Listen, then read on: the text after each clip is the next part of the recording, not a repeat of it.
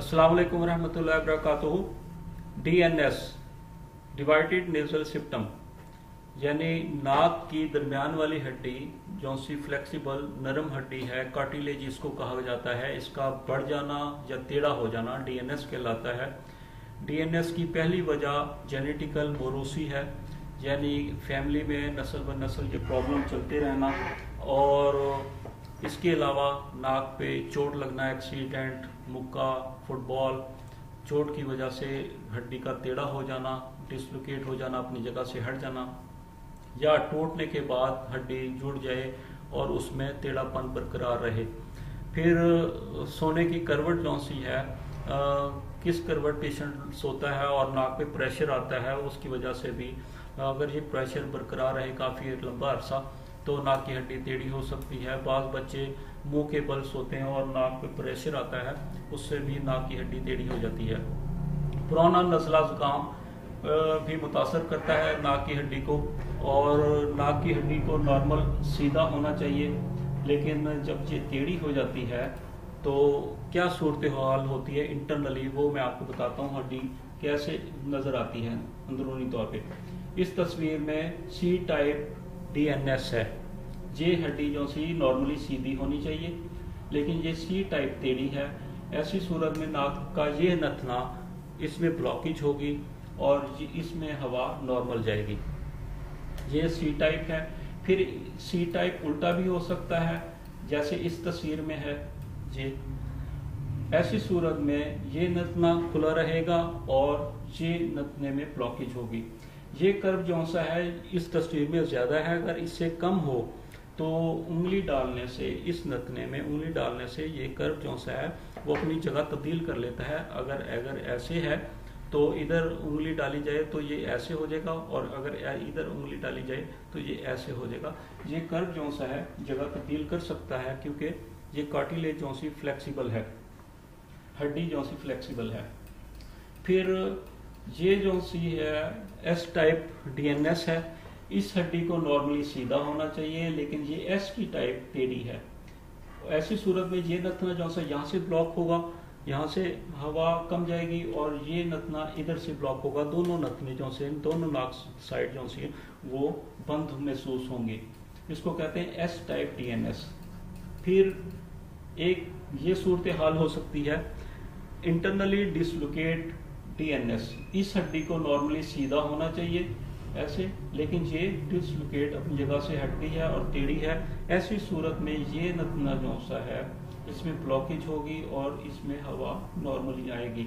इसकी एक और तस्वीर देखें, ये इसमें डिसलोकेट है, ये देखें, यहाँ से हवा ठीक जाएगी, यहाँ से ब्लॉकेज महसूस होगी। और फिर एक किस्म है थिकनिंग DNS। ऐसी सूरत होती है, नाक की हड्डी जो सी है वो फूल जाती है, दोनों साइड से बढ़ जाती है, इसको कहते हैं थिकनिंग DNS। और इसमें जो सी ब्लॉकेज दोनों साइड पे महसूस होगी, और ये सूरत हाल लेफ्ट साइड पे या राइट साइड पे कम ज़्यादा हो सकती है, जैसे इस तस्वीर में है। ये देखें, इधर ज़्यादा है थिकनिंग DNS और जहाँ कम है, और इधर ब्लॉकेज ज़्यादा होगी बनस्बत इधर के। अच्छा, एक और किस्म है आखिरी का, थिकनिंग DNS को हम एक्सरे में ऐसे देखा जा सकता है, दोनों साइड पे ये देखें बड़ी हुई है हड्डी।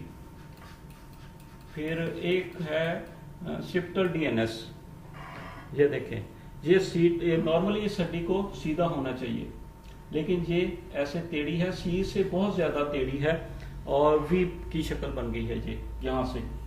इसको कहते हैं शिफ्टर DNS। यहाँ से ब्लॉकेज होगी, ये कम भी हो सकती है, ज़्यादा भी हो सकती है, ये राइट भी हो सकती है, लेफ्ट साइड भी हो सकती है, और जिस साइड की होगी वहाँ ये ब्लॉकेज होगी।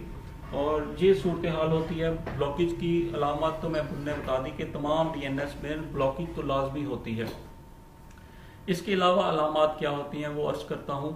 जहाँ ब्लॉकेज है वहाँ हवा, डस्ट, खुशबू टच होगी तो इरिटेशन पैदा होगी, खारिश पैदा होगी, छींकें आएंगी और नाक से पानी आना शुरू हो जाएगा, रेशा गाढ़ा हो जाएगा, जुकाम हो जाएगा। PND पोस्ट नेजल ड्रॉपिंग, जिसको केरा कहते हैं, वो होना शुरू हो जाएगा। उससे खांसी और सांस की प्रॉब्लम, दमा वगैरह हो सकता है। और इसके अलावा जो सा है साइनोसाइटिस का प्रॉब्लम हो जाता है, आंखें जो से वो अफेक्ट करती हैं, कान बहुत ज़्यादा मुतासर होते हैं, और इसके अलावा नाक से ब्लड भी आ सकता है। ये सारी अलामात ज़रूरी नहीं कि सारे पेशेंट्स में पाई जाएं, डिपेंड करता है प्रॉब्लम पे कि प्रॉब्लम कितना है।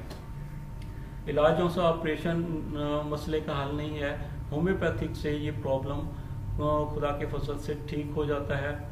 और बजाय इसके के एक्सपीरियंस में आया है कि पेशेंट जो सी हैं सुनाई जो सी मेडिसिन है, चंद मेडिसिन का नाम मालूम करके वो इस्तेमाल करना शुरू कर देते हैं। सेल्फ मेडिकेशन का बहुत बुरा असर होता है, गलत मेडिसिन के इस्तेमाल के बाद सही दवा का इस्तेमाल भी मुतासर होता है। बेहतर यह है कि एक्सपीरियंस क्वालिफाइड होम्योपैथ से रब्ता करके मेडिसिन का इस्तेमाल किया जाए, ताकि प्रॉब्लम जो सा है वो सही तरीके से ख़त्म किया जाए, कॉम्प्लिकेशन पैदा किए बगैर किसी किस्म की पेचीदगी पैदा ना हो। पेचीदगी के बाद जो सा ट्रीटमेंट मुश्किल हो जाता है। डॉक्टर लाइक मिनाज को इजाज़त। अल्लाह हाफिज़, फ़ी अमान अल्लाह।